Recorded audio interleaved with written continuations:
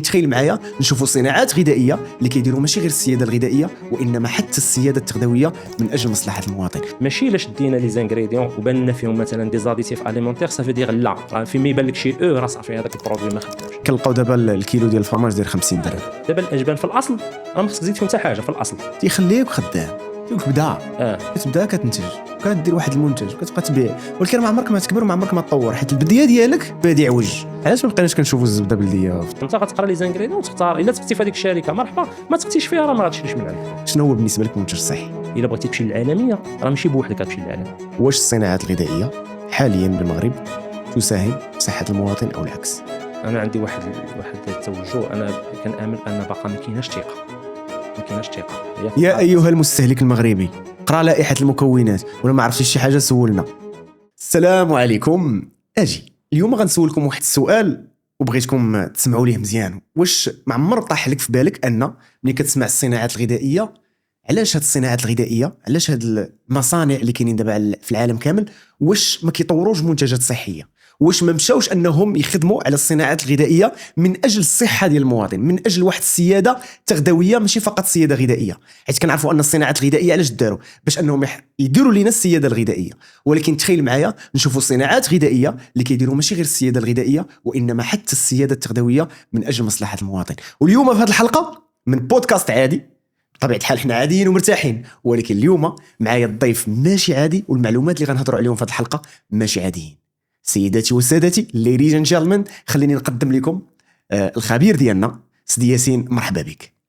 شكرا خويا سيف الدين، انا جد سعيد بالوجود ديالي معك في هذه الحلقه وان شاء الله اتمنى تكون هذه الحلقه فيها استفاده بالنسبه للمواطنين المغاربه في ميدان الصناعات الغذائيه صحه المواطنين. طبيعه الحال سيدي ياسين ان شاء الله اليوم نحاولوا نستافدوا منك وناخذوا منك معلومات ونعرفوا شنو هو هذا لو دومين ولا هذا القطاع ديال الصناعات الغذائيه شنو هو وبزاف ديال الاسئله موجودهم لك زوينين ان شاء الله. ان شاء الله مستعد سيدي ياسين؟ احنا مستعدين بطريقه عاديه واللي كنعرفوا غنبارطاجيو ان شاء الله. الله يحفظك خويا ياسين. دونك سيدي ياسين باش نقدموا لكم خبير في الصناعات الغذائيه مهندس في الصناعات الغذائيه عنده تجربه كبيره في الميدان اشتغل مع مصانع والان يسير معهد اللي تيفورمي او اللي تيدير لي تكنيسيان سبيسياليزي في الصناعات الغذائيه وايضا يشتغل في واحد لاهال تتسمى فوتبول اللي كيديروا تطوير منتجات في الصناعات الغذائيه يعني منتجات غذائيه وعنده واحد الكونتاكت او واحد التواصل مباشر مع الميدان. سيدي ياسين بغيت نسولك اول سؤال اللي هو عام بغيت نعرف واش المغرب فين وصل في الصناعات الغذائيه؟ كيفاش كيجيك لو دومين او القطاع في المغرب؟ بسم الله الرحمن الرحيم.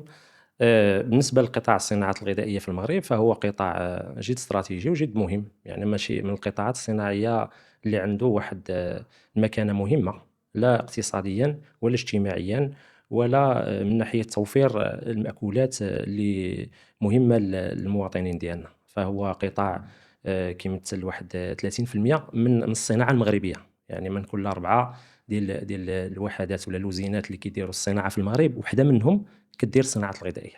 يعني أوكي. قطاع مهم ماشي قطاع هامشي، قطاع مهم وعنده علاقه بالفلاحه. وكما كنعرفوا المغرب فهو بلد فلاحي. كنقولوا بلد فلاحي يعني ان الاقتصاد ديالو كيعتمد على الانتاج المنتوجات الفلاحيه من اصل نباتي ولا حيواني. المشكل ديال الفلاحه في المغرب هو ولا عامه في جميع الدول ان هذوك المنتوجات الفلاحيه فهي قابله للتلف.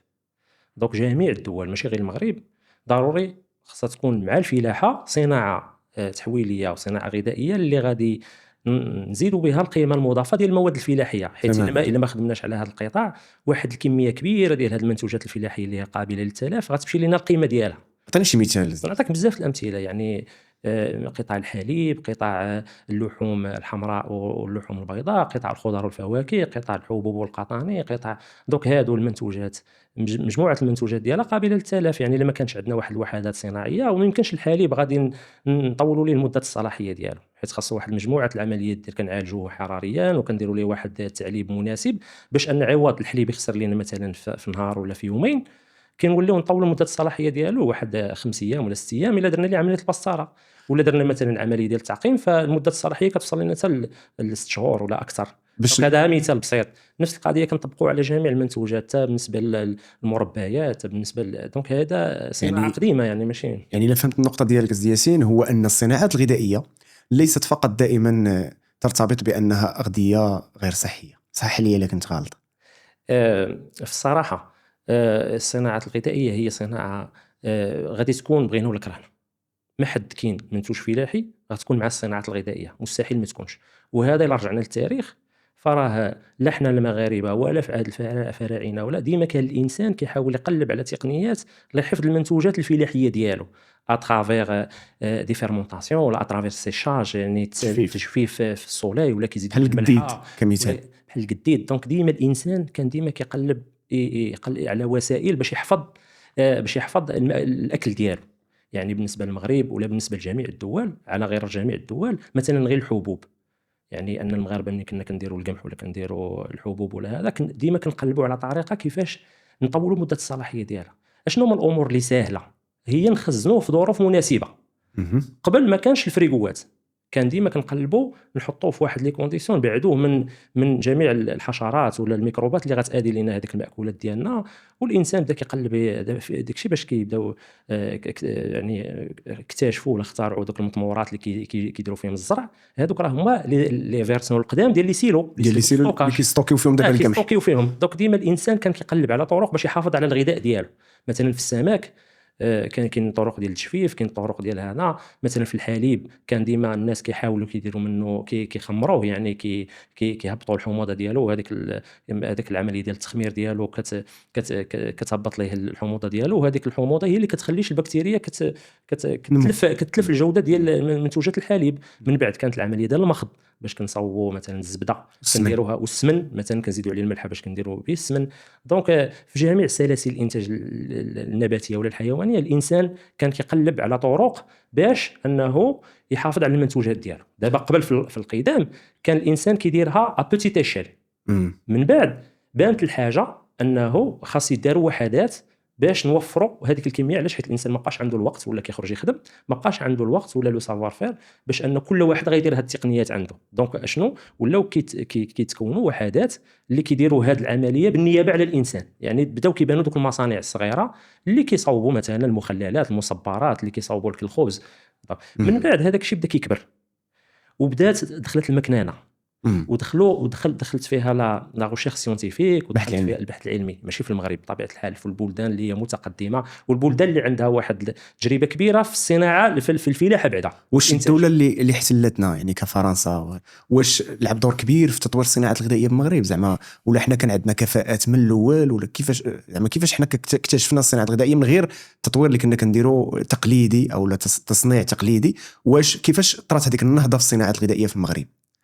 بالفعل هذا دونك على غرار جميع الدول. دونك ملي كتقول ان واحد الدوله احتلت واحد الدوله، راه جابت معاها هذاك لو سافوار فير، داك التقنيات ديالها، وجابت معاها هذاك المجموعه ديال المنتجين لا في قطاع الفلاحه ولا في قطاع ديال الصناعه الغذائيه. يعني من جاو الفرنساويه المغرب راه ماشي جاو غير العسكر ديالهم، جاو العسكر اللي مهدوا الطريق باش من بعد الفلاحه الفرنسيين داروا دي فيرم، يعني داروا ضيعات في مجموع التراب الوطني.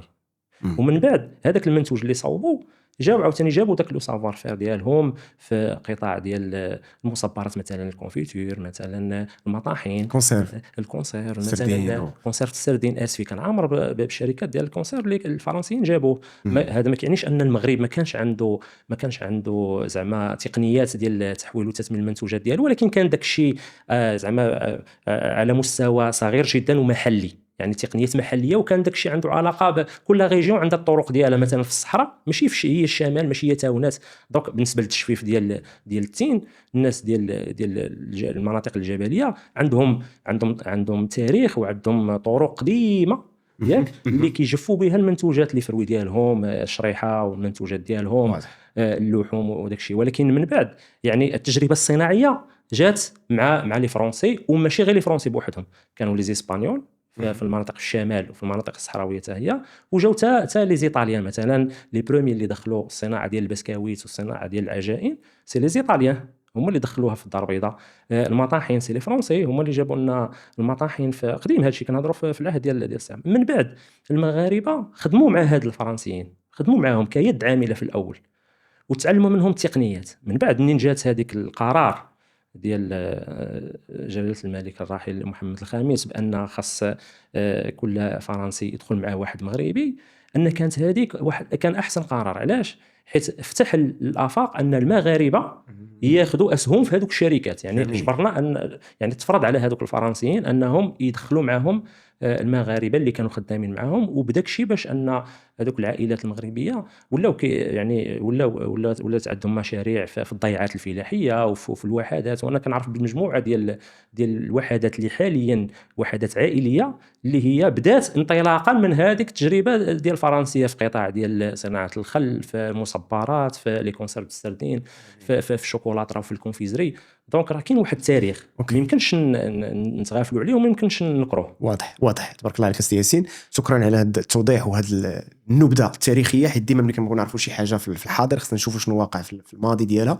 ولكن اللي بغيت ندوي لك عليه دابا سي ياسين اللي شويه هو ان المستهلك المغربي بدا كيفقد الثقه في المنتج الصناعي، وبدا كيربطوا بانه منتج غير صحي. وكيف ما كنعرفوا ان الصناعه او التحويل كيدوز من مراحل، او كتسمى تحويل اولي، تحويل ثانوي، تحويل الى الالترا بروسيسد فود او الاغذيه الفائقه التصنيع ولا الفائقه التحويل. واش نقدروا نعيشوا باغذيه يعني اللي ما وصلناش لواحد ليطاج ولا واحد التحويل اللي هو بزاف؟ بحال دابا ملي هضرتي ليا على انتاج الزبده ولا انتاج السمن او انتاج المربى او انتاج فهي اغذيه ما دازتش مجموعه من المراحل ديال التحويل. كيفاش هذه القضيه تطورات من اننا كنا كنحولوا الغذاء لولينا ماشي كنحولوا الغذاء وانما كنصنعوا الغذاء اللي هو غير موجود، كنستعملوا دي زانغريديون اللي هما ما كاينينش عندنا في هذا، وكنوليو دايرين واحد المنتج جديد اللي يقدر يكون عنده واحد الضرر على الصحه ديالنا. واش هذا الشيء حيت المستهلك المغربي طلبوا، ولا شنو هما العوامل وراء هذه النهضه ولا الثوره الصناعيه اللي خلاتنا نشوفوا منتجات اللي ما كانوش في الماضي ديالنا ولا ملي كنا صغار؟ دونك بالفعل خويا سيف الدين، وانت قلتي واحد النقطه مهمه، يعني قسمتي انت المستويات ديال التثمين وديال التحويل. قلتي كاين التحويل الاولي بريمير ترانسفورماسيون، دوزيام ترانسفورماسيون، تروازيام ترانسفورماسيون. دونك هادو راه معروفين في الصناعات، الناس اللي كيديروا الصناعات الغذائيه معروفه هذا البرانسيب هذا. اشنا هي البريمير ترانسفورماسيون؟ بريمير ترانسفورماسيون واحد المنتوج فلاحي دا اصل نباتي ولا حيواني، غنديروا ليه واحد العمليات بسيطه داكور باش نطولوا شويه المده الصلاحيه ديالو، ولا باش نستخلصوا. مثلا ناخذوا حنا السلسله ديال السكر، كيكون عندنا مثلا الشمندر السكري ولا قصب السكر، ما يمكنش نستهلكوه في هذيك ليطا ديالو، خاصنا ضروري يدوز لواحد المصنع اللي متخصص في لو غافيناج ولا في التكرير ديال السكر، باش نخرجوا منه داك السكر اللي هو اللي من بعد غادي سواء غنستهلكوه ولا غنستعملوه في منتوجات. دونك هذا كيتسمى لا بروميير ترانسفورماسيون. هاد الشركات ضروري خصهم يكونوا وغادي يكونوا ضروري خصهم يكونوا، ما يمكنش، حيت هذيك ماده اوليه غير قابله للاستهلاك في الحاله ديالها. مثلا الحليب، لا بروميير ترانسفورماسيون هي هذوك الشركات ديال الحليب اللي كياخذوا الحليب من عند المنتجين ديال الحليب وكيديروا ليه واحد العمليات اوليه باش انهم يستابيليزيو ويعطيونا واحد المنتوج اللي مده الصلاحيه ديالو كتسمح لينا باش انها نوصلوها للمستهلك. حيت دابا المشكل فين كاين؟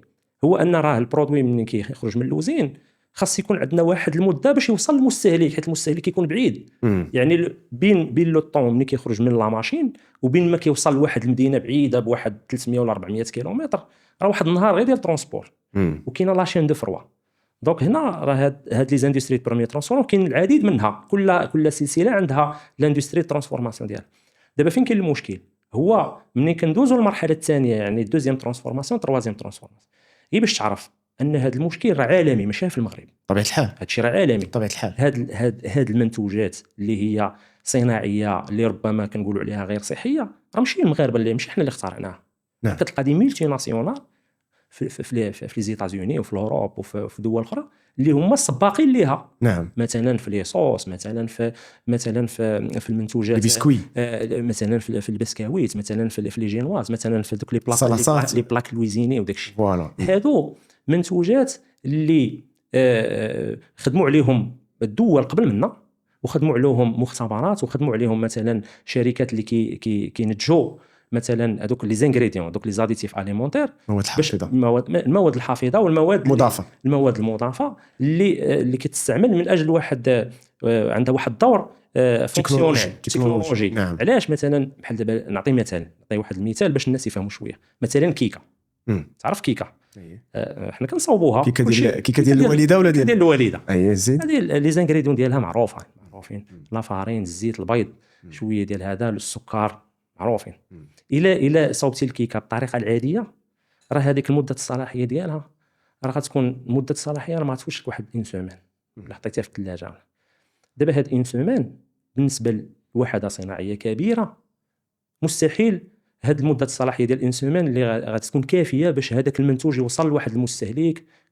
الا ما استعملتيش واحد لي زاميليورون، واحد المحسنات، وواحد هذا راه ما يمكنش توصل لمده الصلاحيه ديال 6 شهور. دابا مثلا الكيكه اندستريال فيها 6 شهور في مده الصلاحيه، داكور. دونك هاد لي زانغريديون اللي تستعملوا واش حنا اللي اخترعناهم؟ هادو جاونا من برا. هاد لي زاندستريال اللي كيصاوبوا هادشي في المغرب راه هما كيتبعوا داكشي اللي جا من برا، يعني هما حيت ستان بيزنس ايكونوميك. نعم ستان بيزنس ايكونوميك واضح زي ياسين. لكن انا ما كنعقبش على ملي كنبغي نزيد مده الصلاحيه فهاد الشيء اذا كان عنده سياده غذائيه باش ان المستهلك المغربي من جميع انحاء المغرب يوصلوا المنتج ويوصلوا. نقدروا نهضروا على التكلفه من بعد حتى هي نقطه مهمه في الصناعات الغذائيه. لكن اللي كيخلعني انا شويه هو انه عندما يعني تيبقى المستهلك المغربي كيولي باغي هذاك المنتج الصناعي على المنتج المنزلي. علاش؟ لانه ولف فيه واحد الخصائص حسيه اللي ما كيلقاهمش في منتج طبيعي، خصوصا لدى الاطفال. نفترض ملي كنهضر على الصلاصات الصناعيه او الحلويات ولا هذا، كدير ليه واحد الكيكه في الدار كتجيه ما زويناش. علاش؟ لانه اصبح متاثرا وولف هذوك المدخلات اللي كيدخلوا على المنتج وكيزيدوا ليه في التركيبه، كيزيدوا ليه في المذاق، كيزيدوا ليه. نعطيك كمثال، نفترض المونوصوديوم جلوتامات اللي ولا كيتستعمل في الصلاصات الصناعيه. فهذا مشكل لان بزاف ديال الناس ولاو كيولفوا هذاك ليكزوستور ولا داك المحسن المذاق اللي كيخلي ان المنتجات اللي كاينين في الدار ما تبقاش. ما عرفتش متفق معايا في هذه النقطه ولا؟ متفق معك في هذه النقطه. غير باش نوضح التوضيح ان الشركات المغربيه ولا الشركات العالميه هذيك لي زاديتيف اليمونتير راه هي ما كتستعملش اي اديتيف. يعني كاين واحد لا ليست كتسمى لا ليست بوزيتيف اللي هي لا ليست ديال لي زاديتيف اليمونتير اللي مرخصه واللي كاين عندنا اورغانيزم اللي هو المكتب الوطني للسلامه الصحيه اللي هو اللي كيحددها لينا وكيقول لنا حتى لي دوز اللي ما خصناش نفوتوا. باش نفهموا ان الشركات راه ماشي كاينش عشوائيه. كاينش عشوائيه حيت هي عندها واحد الترخيص صحي وانها كتحترم. دابا هنا فين كيبقى اهم حاجه شنو هي ان حتى المستهلك خاصو يلعب الدور ديالو. ان انت ملي كتمشي تاخذ واحد المنتوج عندك لو شوا، وانت خاص تولي واحد الثقافه غذائيه باش تقرا لي زاديتيف ولا تقرا المكونات اللي كاينين في ليتيكيت، وديك الساعه كيبقى عندك الاختيار. الا عندك امكانيه باش تاكل داك الشيء صحي وهذا مرحبا. غير الا ما كانش يكون عارف خاص يكون عارف. وهذا الشيء باش يعرف ان خاص ان الدوله واننا حنا كمتخصصين في المواد الغذائيه نبسطوا للناس، نشرحوا لهم، حيت هذا الشيء راه ميدان تقني. دير انت مثلا تبسيط العلوم الغذائيه، راه كنوضحوا للناس اشنا هما هاد المنتوجات. المكتب الوطني للسلامه الصحيه تا هو داير الخدمه ديالو، يعني انه تا هو راه كيراقب الشركات، ماشي غير كيعطيهم لوطوريزاسيون وكيخليهم، راه كاين دفتر تحملات، كاين قوانين، كل واحد كيتحمل مسؤوليته. ما كنقولش لك ان الشركات راه كلشي كيحترموا داك الشيء، ولكن كتبقى كل واحد راه رابط المسؤوليه. يعني راه كل واحد اللي كيدير شي حاجه كيتحمل مسؤوليته. وتا المستهلك راه المستهلك راه فلوسه في جيبه تماما. قبل ما تشري شي حاجه قرا لي لائحه المكونات، شد اللائحه بحال هكا، شوف شد اللائحه بحال هكا وقرا المكونات شنو فيهم، شنو كاين، واش داك الشيء لايق لك ولا ما لايقليكش. واحد القضيه اخرى سي في الدين، نعم، ماشي الا شدينا لي زانغريديون وبان لنا فيهم مثلا دي زاديتيف اليمونتير صافي دير لا، راه فين ما يبان لك شي راه صافي هذاك البرودوي ما خدامش. الا كانت شركه محترمه، انت عارف ان شركه محترمه، كون اكيد ان هذاك لاديتيف راه الي اوتوريزي، راه ماشي اوتوريزي، وانها استعملاته بالدوزاج اللي ما خصهاش تفوتو. انا باش كاين وهذا الشيء زعما انا ماشي جيت هنا باش ندافع على الشركات ولا باش، انا كنقول الحقيقه اللي طبيعه الحال. حنا شوف هنايا انا متخصص في هذا الميدان وعارف ان القانون، حيت الا جينا نهضروا لي دوكري ولي زاريتي راه كاين دوكري خاص بلي زاديتيف موضح. هذه الشركه هذه وبحال دابا الشركات المحترمه، الشركات الكبيره، ما غاديش تريسكي الكارير ديالها وتريسكي البيزنس ديالها على قبل واحد لاديتيف تزيدوا ولا تنقصوا. بطبيعه الحال هذه في اطار المنافسه وفي اطار هذا الشيء، كلشي الشركات كتقلب على جوج الحوايج، كتقلب على اطاله مده الصلاحيه وان البرودوي ديالها ما يتغيروش ليه الخصائص ديالو. مثلا ملي كنهضروا حنا على واحد الكيكه خاصها تبقى رطبه، والتكلفه السياسيه وعاد التكلفه راه ولينا كنشوفوا زيد ياسين، اسمح لي قطعتك، ولينا كنشوفوا ان المصنع كيدير واحد المواد او المدخلات فقط باش انه نقص من تكلفه الانتاج باش يكون هذاك الثمن المستهلك المغربي يقدر يخلصه. واش كتظن ان المستهلك المغربي واش هذه القضيه بصح هو يعني بحال قلتي واحد السبب ان المصنع كيزيد مدخلات وكيحاول يلعب على الجوده، واش بصح هذا سبب رئيسي ان التكلفه كتلعب دور كبير وان القدره الشرائيه للمستهلك المغربي هو اللي كتدفع المصنع المغربي انه ينقص من الجوده الغذائيه، او لا هناك اسباب اخرى ما كنعرفوهاش؟ لا، اساسا الثمن. تمام. اساسا الثمن، باش نكونوا واضحين ان الشركات ما كرهوش يخدموا هما بديزانغريديون نوبل، غير هو باش تخدم بديزانغريديون نوبل. نعطيو مثال الاجبان نفترض. مثلا الاجبان، دابا الاجبان في الاصل راه ما خصك تزيد فيهم حتى حاجه في الاصل، راه الحليب كنزيدوا ليه شويه الخمائر الطبيعيه وكتوقع العمليه ديال التخمر وكيتكون لنا داك الكايي التجبن، كنحيدوا اللاكتوسيروم وكنريكوبيريو داك الكايي، هذاك هو الجبن في الاصل. ولكن هذا ملي كدير ليه واحد العمليه حسابيه كتبقى لك اكثر من 100 درهم. واش الناس عندهم الكيلو واش الناس عندهم الاستطاعه؟ هذا بري دروفيان، في حين كنلقاو دابا الكيلو ديال الفرماج ديال 50 درهم. شوف حنا دابا الشركات كتادابطا مع البوفوار داشا ومع لي زابيتود دو كونسوماسيون. لا ولكن دابا حنا في لي زابيتود دو كونسوماسيون ديال الناس ديال ياسين ما كانش عندنا ولكن دخل راه حيت راه السوق راه كيتطور، راه هذاك الشيء ديال اليوم ماشي هو اللي غيكون غدا. علاش ما بقيناش كنشوفوا الزبده بلديه في الطابق؟ باقا لا ماشي باقا الزبده بلديه كاينه وكاينين مواليها وكاين الناس اللي باغينها وكاين الناس اللي عندهم استطاعه باش كياكلوا جبن حقيقي وكاين كيتباع وكاين طالب عليه كثير. ولكن في المقابل الناس كثار ما عندهمش الاستطاعه باش يشريوا بهذاك الثمن وكيقلبوا على البديل ديالو. مثلا حنا ملي كنديروا بيتزا خاصني انا ندير فيها شويه الفرماج باش يعطيني داك لا تيكستور. ايوا دونك هنا كتبقى الطاقه الشرائيه اللي كتحكم. دابا باش تعرف المنتجين كيوفروا كل شيء، الناس اللي عندهم الفلوس كيوفروا لهم المنتوجات ديالهم وهذيك عنده ثمن، والناس اللي الله يحسن العوان دراوش راه هما كيعطيوهم واحد البديل ديال داك الشيء. طبيعه الحال البديل ملي كنقولوا بديل بحال كي كنقولوا بديل الشوكولاته. علاش سميناه بديل الشوكولاته ولا سكر شوكولاتي؟ علاش ما نديروش حنا غير الشوكولاته نديروا فيها البيغ دو كاكاو والماس دو كاكاو؟ البيغ دو كاكاو راه فات 300 درهم، البيغ دو كاكاو 300 درهم الكيلو. راه هذيك الطابليت الا بغيتي تاخذها بعد طابليت ديال فري شوكولا راه المينيموم خاصك تشريها الا بغيتي فري شوكولا راه خاصك تاخذها بكثر من 15 20 درهم. الاشاره ملي هضرتي على طابله الشوكولاته بنت لي هنا واحد لا طابله الشوكولاته اللي كديروها عندكم في لاهال في المصنع اللي تابع المعهد. واحد النهار درت زياره عندهم تبارك الله، هناك طلبه يجتهدون وكيديروا منتجات صناعيه جميله جدا. وبغيت ملي هضرت على هذه القضيه غنسولك واحد السؤال وجاوبني بصراحه سيدي ياسين. واش الصناعات الغذائيه المفهوم ديال المنتج الصحي، منتج صحي بعدا قبل ما نسولك هذا السؤال هذا نبداو شنو هو بالنسبه لك منتج صحي؟ بالنسبه لي منتج صحي هو منتوج متوازن من ناحيه التركيبه ديالو يعني متوازن من ناحيه شحال فيه ديال السكريات، ديال البروتينات، ديال الدهنيات، ديال الفيتامينات، املاح معدنيه. داكور، هذه الاولى. ثاني حاجه منتج صحي كنحاولوا نبقاو الماكسيموم في لي زانغريديون ناتوريل اللي هما ماشي دي زانغريديون شيميك ولا كنحاولوا نبقاو في الطبيعي ماكسيموم. نعم. غير هي راه كاين فرق بين لا كومبوزيسيون غيال ديال هذاك المنتوج وداك الشيء اللي كيدار لي لا بروموسيون. شحال ديال الشركات كيقولوا لنا راه منتج صحي، كيقول لك مثلا راه ناقص من المواد الدهنيه، ولكن ما كيهضرش لك شحال فيه ديال السكريات مثلا. كمثال يعني هناك كما كنقولوا التمويهات خاويه في عامره كاين كيديرها لنا بعض المرات. وبغيت على هذه النقطه ديال خاويه في عامره، هذيك الكلمه ديال هيلتي ولينا كنسمعوها بزاف. واش بصح هيلتي ولا ما هيلتيش؟ راك تعرف القوه ديال الماركتينغ عنده علاقه بالتسويق، والتسويق عنده علاقه بلا بسيكولوجي ديال المستهلك. جميل. دابا حنا كنقلبوا على المستهلك شنو هما لي موكلي اللي كيقلب عليهم.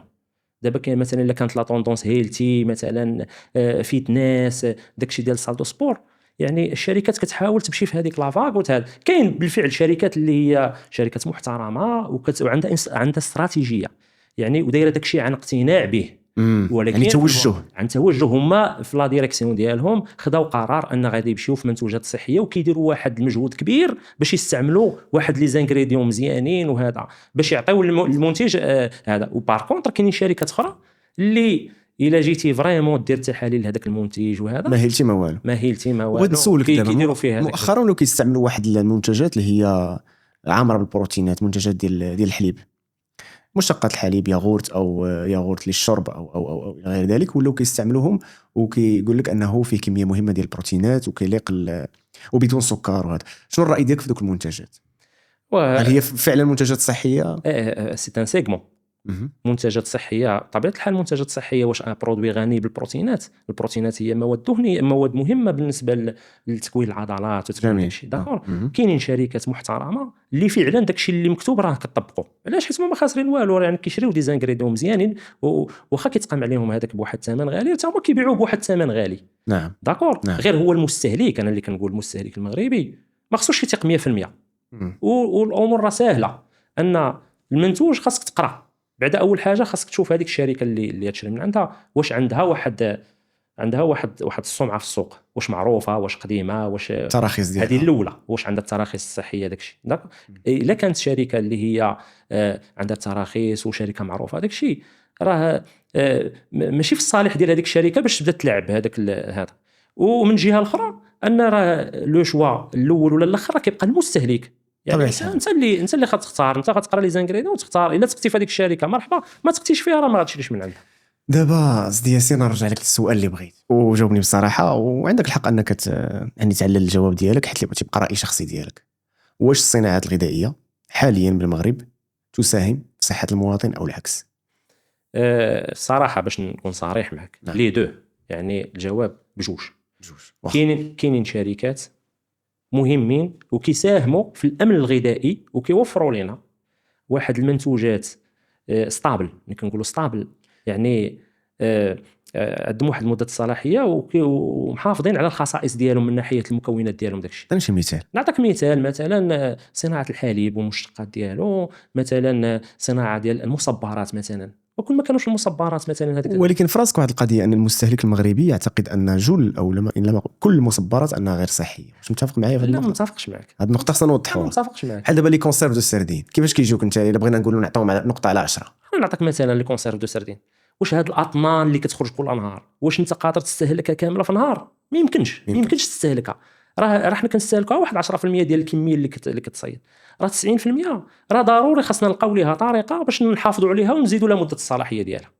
كيفاش كنديروا؟ راه الا دخلتي لشي وزين ديال الكونسيرف ديال السردين راه باينه الامور. راه بزاف ديال الشركات كي دايرين دي فيديو كيوضحوا الامور كيفاش كدوز. راه كيجي السردين كينقيو، كيحيدوا ليه الراس، كيحيدوا ليه المصارن ديالو وكيطيبوه وكيزيدوا له شويه ديال الزيت ولا هذا، وكيديروه في واحد لي بواط ميتاليك، وكيديروا العمليه ديال لا ستيريليزاسيون يعني التعقيم في 122 درجه مده ديال شي 20 دقيقه باش كيقتلوا جميع هذوك البكتيريات اللي هي مضره ولا لي سبور ديالها ولا هذا، باش كنطولوا مده الصلاحيه باش ممكن ان داك السردين يتستهلك في واحد العام. وحتى الاوميغا 3 او من اهم المواد المغذيه في السردين هو المواد الدهنيه، والاوميغا 3 انها لا تتاثر بدرجه حراره عاليه، يعني هي تبقى ستابل شي شويه.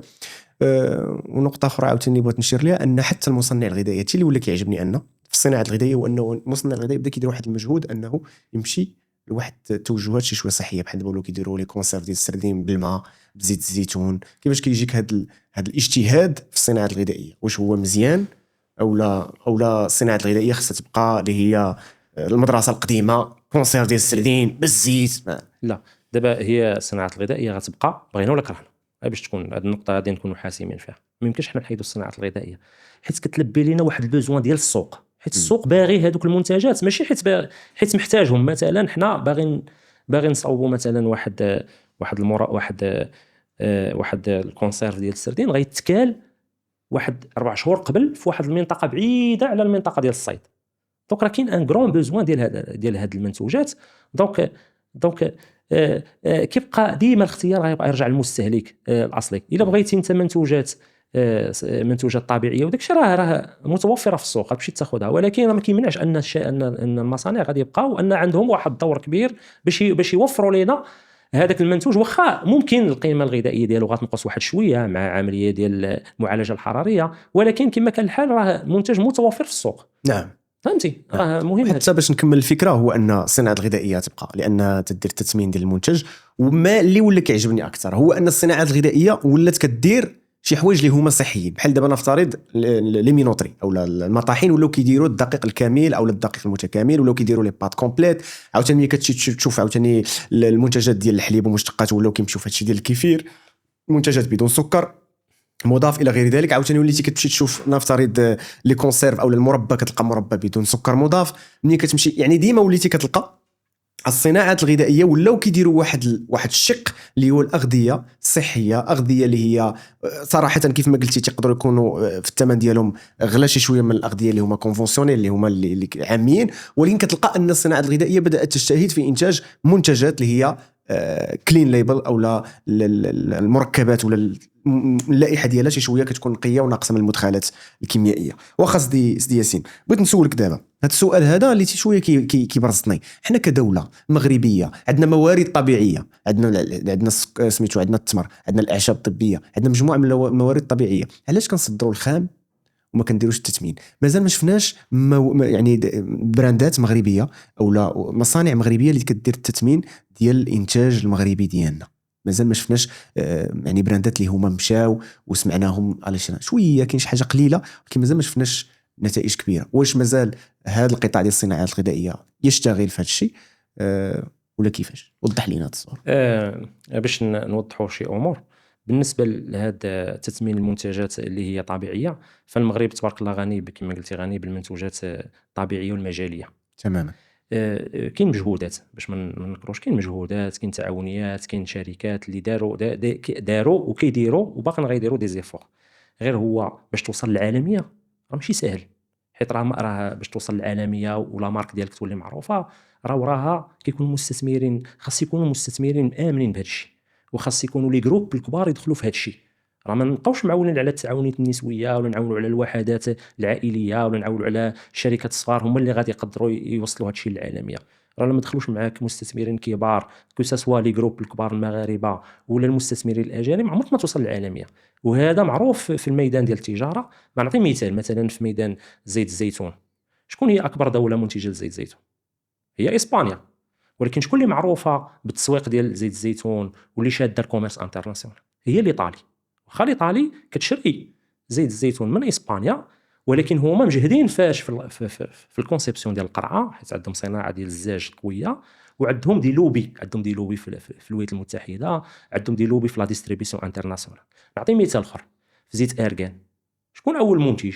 المغرب. ولكن شكون اول دوله معروفه في التسويق ديال الويل دارغون؟ فرنسا. علاش؟ حيت فرنسا عندها واحد لوبي كبير وعندها شركات كبيره متخصصه فاش في الماركتينغ، في الديزاين، في لي برودوي كوزميتيك، اللي حنا باقي ما وصلناش لهذاك المستوى. كيستغلونا اخياتي. ولا جهدك هو هذا. دابا انت باقي كيفاش ما يبقاوش يستغلون؟ ما يمكنش دابا انت حاليا في هذا العصر اللي هذا راك باقي، انت راك غادي، ولكن خاص هذوك الناس اللي عندهم الفلوس يامنوا بهذا الشيء ويعرفوا راه فيه الفلوس ويدخلوا معانا. راه خاصك فلوس كثيره، ماشي خاصك فلوس قليله. راه هذوك التجارب اللي كنديروا في المغرب راه بلي موين دو بور، ولكن راه خاص دي فون دانفيستيسمون يدخلوا في هذا الشيء ويامنوا به ويستثمروا به ويعرفوا انه راه فيه الخدمه. ولكن سيدي لوبيين، يعني الا بغيتي تمشي للعالميه راه ماشي بوحدك غتمشي للعالميه باش تعرف. خاص مستثمرين كبار سواء مغاربه ولا اجانب اللي يدخلوا لهذا القطاع باش يستثمروا فيه. وحيت هذا الشيء سيد الماركتينغ.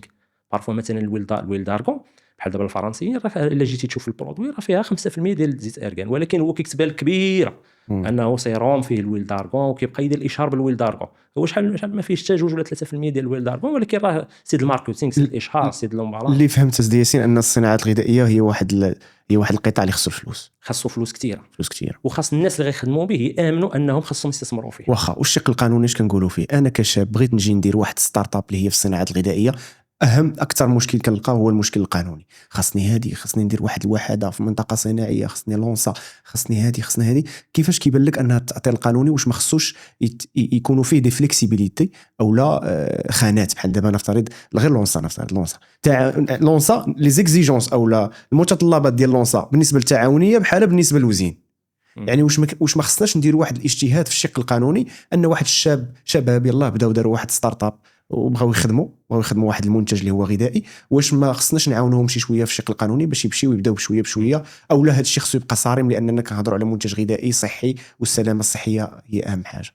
دابا هذه النقطه مهمه بزاف وانا شحال باغي نهضر عليها صراحه. هذا الشق القانوني مهم كما قلتي انت. هذه النقطه الاخرى اللي قلتي هي اللي صحيحه، يعني ان المنتوجات الغذائيه منتوجات تري سونسيبل وموجهه للمستهلك وتقدر تاذي المستهلك. دونك حنا خصنا نكونوا صارمين في هذا الشيء، وهذا الشيء اللي دايره لونسا. يعني صراحه لونسا دايره خدمتها. فين كاين المشكل؟ الاشكال فين كاين؟ راه هذوك لي نورم اللي دايره لونسا راه ماشي هما فين كاين الاعاقه، راه ماشي هذاك الشيء هو اللي داير المشكل. فين كاين المشكل؟ مثلا بالنسبه لي انا بحكم التجربه اللي دوزت هذا الشيء، هي فين هاد لي جون غيديروا الوحدات ديالهم. حيت دابا باش تاخذ انت واحد لوتوريزاسيون ولا لاغريمون ياك، اول حاجه قبل ما تاخذ انت لاغريمون سانيتير ولا لوتوريزاسيون كيقول لك عطينا واحد المحل يكون عنده واحد رخصه ديال ممارسه المهنه، يعني كتسمى لوتوريزاسيون ديكزيرسي. هاد لوتوريزاسيون ديكزيرسي فين كتعطيها الداخليه، كتعطيها وزاره الداخليه. اوكي. وكاين قانون واضح في هذه القضيه. دابا حاليا الاغلبيه ديال الوحدات اللي ممكن تاخذ فيهم ولا البلايص اللي ممكن تاخذ فيهم لوتوريزاسيون ديكزيرسي بالنسبه للمواد الغذائيه فهي لي زون اندستريال، والثمن غالي. وهذا هو المشكل. يعني ما عندناش سوفيزامون، ما عندناش كميه كبيره ديال لي زون اندستريال دي حيت راه كاين دي زون اندستريال ولكن كيقول لك هذا زون اندستريال ما مديوراش للصناعه الغذائيه. دونك هنا خاص الدوله حتى هي تجتهد من ناحيتها وتوفر لنا زون اندستريال خاصه بالصناعات الغذائيه، واللي فاسيلمون لي جون ياخذوا هاد رخصه مزاوله المهنه. حيت عرفتي شنو كيوقع السياسيين؟ تيخليك خدام، تيقول لك بدا كتبدا كتنتج وكدير واحد المنتج وكتبقى تبيع، ولكن ما عمرك ما تكبر وما عمرك ما تطور، حيت البدايه ديالك بادي عوج. انت بادي في بارطما ولا بادي في شي بلاصه ما غاديش مع القوانين ديالك ما غاديش مريقل. نهار كتبدا كتخدم تيجي تقول انت هذا المنتوج هذا واش مرخص؟ لا. وعلاش؟ يعني في الاول كنبداو داكشي علاش قلت لك الا بغينا نطوروا قطاع ولا بغينا نشوفوا دي ستارت اب زوينين تلقاو مشاكل في هذا الشكل القانوني، كنلقاو مشاكل في الباكاجينغ حتى هو مشكل كبير. كنلقاو جميع المنتجات كيتعاودوا عندهم نفس الباكاجينغ. نفترض التعاونيات اللي كنشتغلوا معاهم بزاف كتلقى عندهم نفس القراعين نفس الحاجه، ومنين كتجي تشوف انه لو غيدير شي باكاجينغ زوين خصو يمشي يجيبو من برا، وشحال ديال الفلوس وشحال لو نومبر دونيتي مينيموم اوردر في كوانتيتي خصو اوردري بزاف. وكاد الروينه هذه حتى هي كتخلي ان القطاع شويه مديور غير للناس اللي هما كما كنقولوا مرتاحين. بالفعل مزيان هضرت على النقطه ديال الكونديسيونمون لومبالاج، حيت هذا من بين لي بوين اللي خلى الصناعه ديالنا ماشي كومبيتيتيف. علاش؟ باسكو لومبالاج ديالنا حنا الثمن ديالو كيتقام غالي وما عندناش وفره ديالو وما عندناش لو شوا بزاف بالمقارنه مع دول كنتنافسوا معاها. كنهضروا على تركيا، كنهضروا على مصر، كنهضروا على دول اللي ماشي قويين، عندهم المواد الاوليه باش كيتصاوب هذاك اللومبالاج. مثلا السلوفان داك لي ساشي، راه حنا دابا عندنا شركات كي ديزامبريمور غير كي امبريميو، ولكن ديك لابوبين باش كنتامبريم كنامبورطيوها. مثلا في الامارات لا، في الامارات عندهم شركات كيصاوبوا لابوبين ديال السلوفان، عاد كاين المطابع وراه كتلقى فرق كبير في الثمن وحتى في الجوده. مثلا نعطيها اوردر دو غروندور، حاجه في المغرب راه الا بغيتي مثلا كيلو ديال رولو سلوفان راه تهضر على فوت 45 درهم والفوق، وكميات كبيره خاصك تاخذ. كتمشي للامارات راه تقدر تاخذ ب 25 درهم ماكسيموم 30 درهم. يعني كاين فرق كبير ملي كنهضروا على الاطنان. نفس القضيه بالنسبه للقراعي الزاج. حنا عندنا شركه وحيده اللي كتصاوب، شركه وحيده اللي كتصاوب قراعي الزاج، والطلب كبير على هذا القراعي الزاج بالنسبه لي بواسون، بالنسبه للمربيات المصبرات، بالنسبه دونك وكما كتعرف ان هاد الوزينات اللي كيصاوبوا القراعي الزاج كيستهلكوا كميه كبيره ديال الانرجي ديال الطاقه. وكما كتعرف حنا ما عندناش طاقه، حنا ماشي دوله منتجه للطاقه. دونك حنا ديما غادي يكون لو بري باش غيتصاوب لك القرعه اكثر من لو بري باش غتجيبو انت من مصر ولا تجيبو من الامارات ولا السبليون ولا دول اللي هما عندهم صناعه كبيره في القراعي الزاج.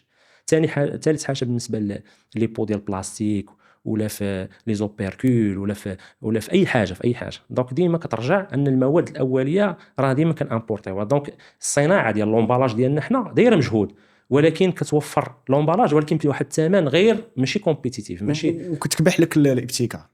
طبيعه الحال منين هضرنا على الابتكار سيدي ياسين، البحث العلمي والانوفاسيون هذا فين وصلنا في المجال ديال الصناعات الغذائيه؟ وبغيت نهضر على واحد القضيه مهمه، ان البحث العلمي ما عرفت علاش ما مرتبطش بالصناعات الغذائيه. كتلقى اصحاب البحث العلمي خدامين في شي بلاصه هما معرفين، عاوتاني الصناعات الغذائيه غاديين، وهذيك تنسميوها لا ار دي ولا ريشيرش ديفلوبمون في لي زوزين. ما يعني ما كنحسش بهم انهم كونيكتين ما كنستغلوش الطاقات ديالنا في البحث العلمي، وما كنحسش ان البحث العلمي يشتغل لمصلحه الصناعات الغذائيه. فين كاين الخلل؟ واش ما كاينش لي فون؟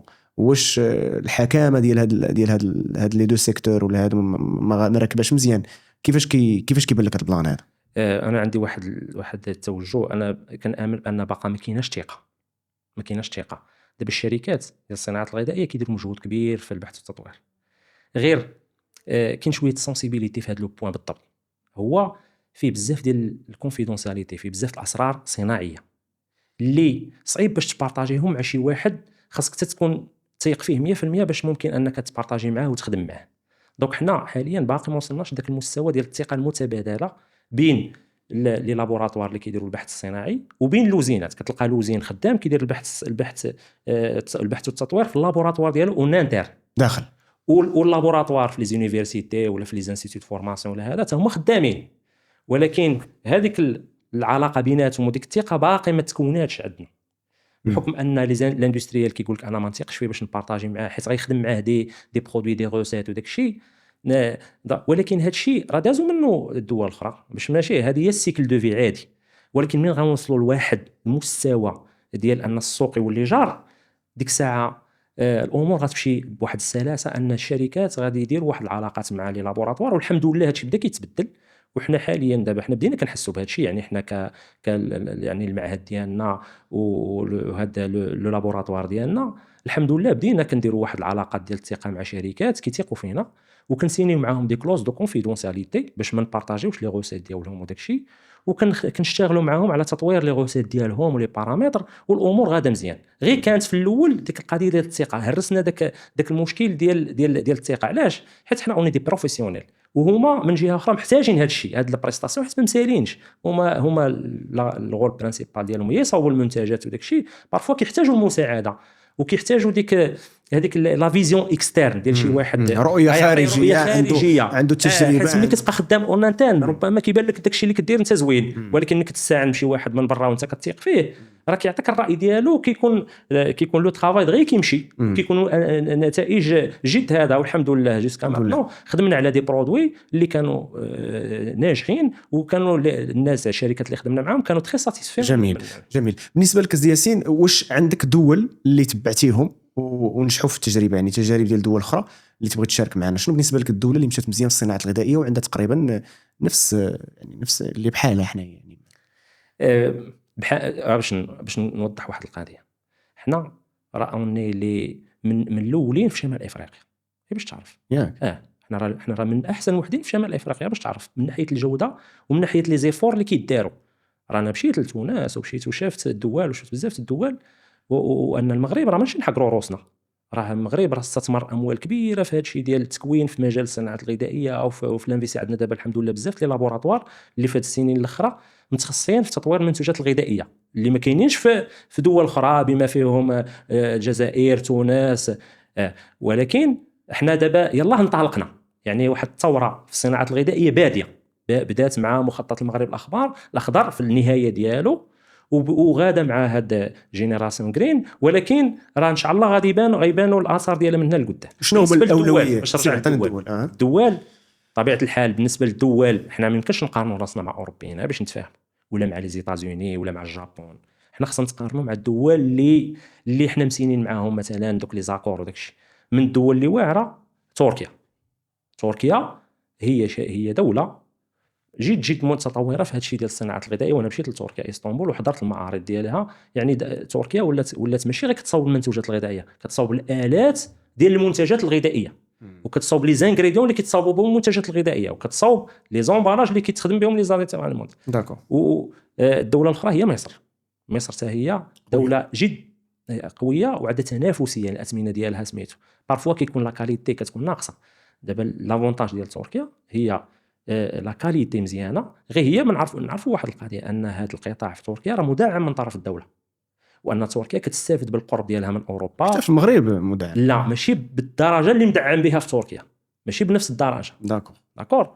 وان هما راه عندهم واحد ليستوريك واستافدوا من التجارب ديالهم والعلاقات ديالهم مع المانيا.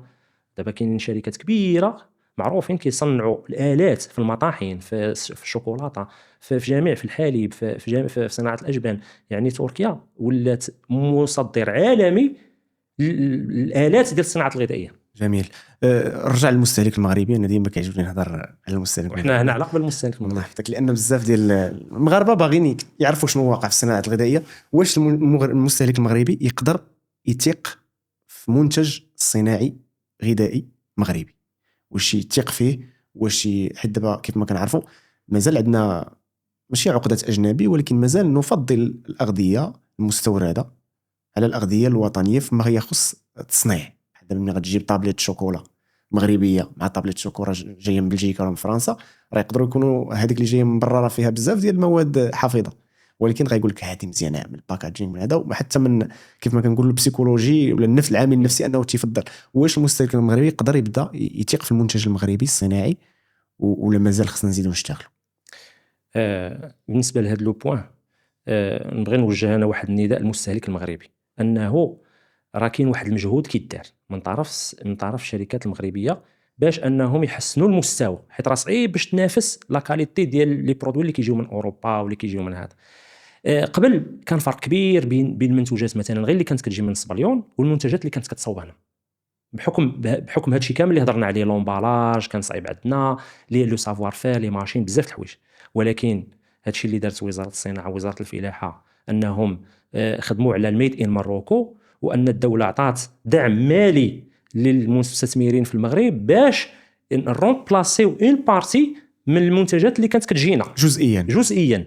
وحنا راه الحمد لله غاديين في هذا بحال عطينا شي اغذيه اللي بدينا كنمشيو فيهم مزيان بزاف. مثلا صناعه الاجبان كان بزاف، هذاك كما كتعرف هذاك الفرماج الاحمر اللي كنقولوا ليه حنا لي ضام، راه احنا الفرماج اللي كنا كنستهلكوا قبل كان 100% سي دي مستورد من اوروبا، وكان كيجينا من الصباليون بزاف وكيدخل بواحد الطريقه في النوار. وكان داك الدوله دارت واحد ليفور كبير باش حبسات هذا الدخول ديال هذه المنتوجات بهذيك الطريقه، وفتحت السوق للشركات مغربيه اللي دابا حاليا خدامه باش توفر لنا واحد العرض ديال واحد الفرماج اللي فرماج حمر ايضا بواحد الثمن مناسب وبنفس الكاليتي ديال المنتوج اللي كان كيدخل من الصباليون. مثلا قطع الشوكولاته اللي بغيت ندير واحد النقطه هنايا. نعم.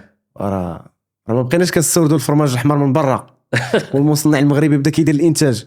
الله يرحم لكم الوالدين، ما ديروا انتاج مزيان لان المستهلك المغربي غيثيق فيكم. حاولوا نديروا واحد الانتاج، حيت ما بقيناش كنستوردوا نفترض لي دام كما قال السي ياسين. خاص بدينا نديروا انتاج مغربي، نتمناو نكونوا قد المسؤوليه ونحاولوا نديروا واحد المنتج اللي هو كيلبي السلامه والشروط والتركيبه تكون مزيانه.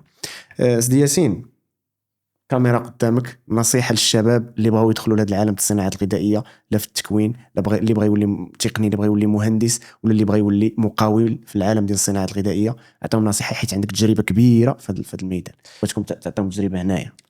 دونك الاخوان والاخوات، انا كنشجعكم باش تدخلوا لهذا القطاع، فهو قطاع مهم، يعني قطاع عليه الطلب وغادي يبقى ديما خدام. دونك اي واحد غيستثمر في هذا القطاع ما يمكنش يخسر.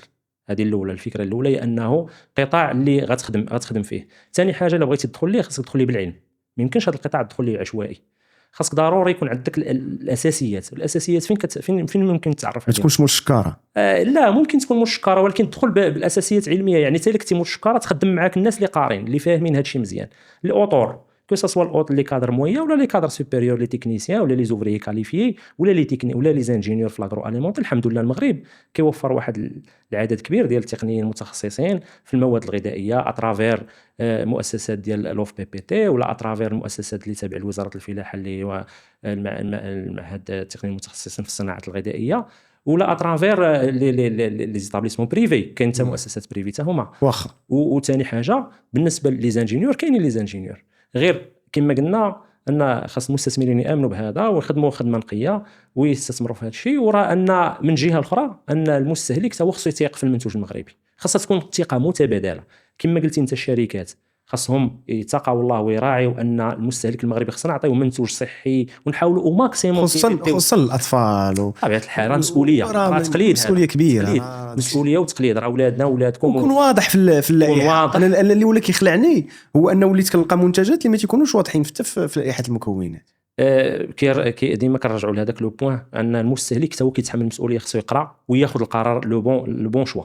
يا ايها المستهلك المغربي، قرا لائحه المكونات، ولا ما عرفتيش شي حاجه سولنا. مرحبا ياسين، تنشكرك بزاف. الا بغيتي دير شي اضافه اخيره باش الاضافه اللي بغيت نقول انه ضروري خاصنا نتعاونوا كاملين، حنا كصناعيين وحنا كالناس ديال التكوين في هذا المجال، ومن جهه اخرى المستهلكين، باش نثيقوا في بعضياتنا. حنا المصنعين يديروا لنا دي برودوي مزيانين صحيين وقابلين، يعني يحترموا السلامه الصحيه ديالنا، والمستهلك انه يشجع الميد ان ماروكو، يعني دو بريفيرونس ناخذوا داكشي اللي مصاوب في المغرب. هذه هي الفكره. سياسي، شكرا بزاف الحضور ديالك معايا في هذه الحلقه. كان يعني واحد ليشونج جميل جدا. العفو. الاخوان ما نطولوش عليكم، نتمنى نكونوا خفاف الظل عليكم في هذه الحلقه هذه.